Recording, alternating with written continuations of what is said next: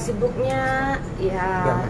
sibuk sebagai ibu rumah tangga, sibuk sebagai ibu bayangkari juga ya, gitu, menjalankan tugas-tugas di organisasi bayangkari, terus juga ya sibuk syuting kerja itu. Mbak Ut sudah kembali beraktivitas lagi Iya. pasca kelahiran kemarin. Iya, sudah kelahiran kemarin gitu kan. Karena kan memang kemarin saya rangkaian kegiatan saya banyak ya dalam rangka Hari Kesatuan Gerak Bayangkari yang ke-70. Jadi saya banyak kegiatan. Saya bersama seluruh anggota yang ada di Bayangkari Cabang Goa. Jadi melaksanakannya seperti bakti sosial, seperti itu ya, ajang sana gitu. Dan setelah selesai baru saya kembali ke Jakarta. Saya menjalankan kontrak kerja.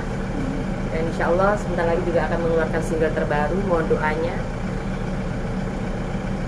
Lalu habis lahiran badan udah kembali Ya, gimana, Mbak? iya, jadi ini lucu aja cerita kelahiran saya itu. Kalau yang anak pertama kan normal dengan berat 3,5, panjang 51. Kalau yang sekarang ini dedeknya mau diajak normal, persalinan normal. Jadi udah di bawah tapi kepalanya ke kanan. Gitu. Jadi agak melintang ya. Akhirnya mau nggak mau dokter langsung ambil tindakan untuk sesar. Kira-kira berapa hari dari saat pasca melahirkan hingga berkarir lagi jedanya? Sekarang putra saya udah 4 bulan. Ya, ini udah mulai start saya untuk mulai kerja dan melanjutkan kontrak kerja lagi gitu. Membagi waktunya gimana nih? Nah, sebagai ibu rumah tangga, ngurus anak, ibu bayangkari juga seperti apa? Saya itu menjalankan segala sesuatu ya sebagai ibu rumah tangga, sebagai bayangkari dan sebagai seorang penyanyi. Ya saya jalan semua dengan tulus, dengan ikhlas gitu. Artinya saya tiap kali menjalani sesuatu, saya nggak mau bilang capek atau lelah. Jadi saya jalan dengan ikhlas dan saya menikmati semua yang Tuhan berikan untuk saya. Jadi alhamdulillah semua bisa balance dan bisa berjalan seimbang. Karena kan memang bayangkari juga memiliki mutu bahwa harus menjadi wanita yang mandiri. Gitu.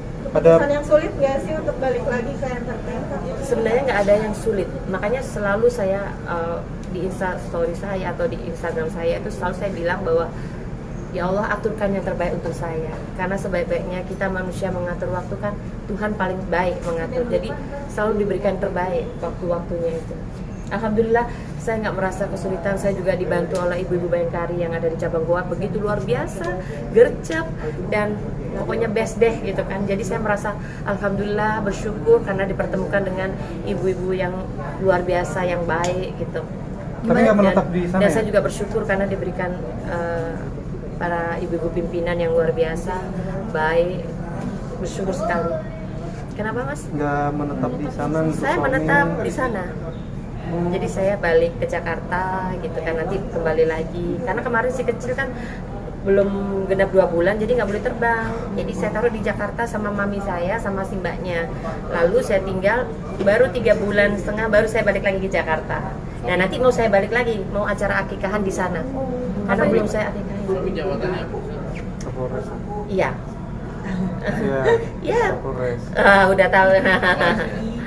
Bu Ut, artinya support suami sendiri terhadap karirmu seperti apa sih? Karena kan memang statusmu juga sebagai ibu bayangkari juga ya. Yang penting saya itu saya punya mutu hidup sama suami saya. Saya tidak perlu mencari tahu tentang sesuatu yang saya tidak perlu tahu.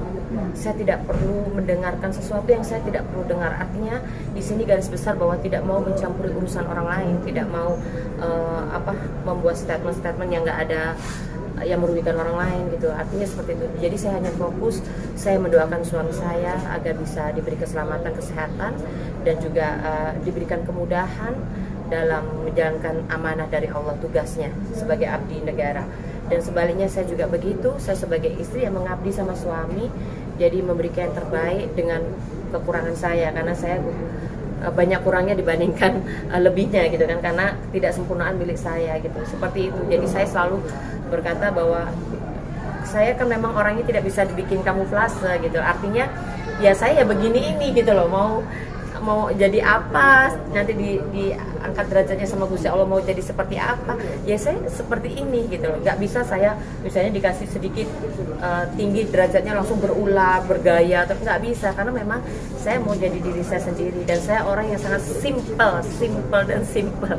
Ada beban nggak sih Mbak Uut artinya sebagai istri seorang Kapolres sendiri dan masih pekerjaannya di Jadi dunia gini, entertain? saya nggak pernah ada beban ya, artinya apapun amanah yang diberikan untuk suami saya tidak akan beban. Saya hanya mendoakan, istri itu mendoakan, memberikan semangat tanpa harus menuntut, itu tugas saya.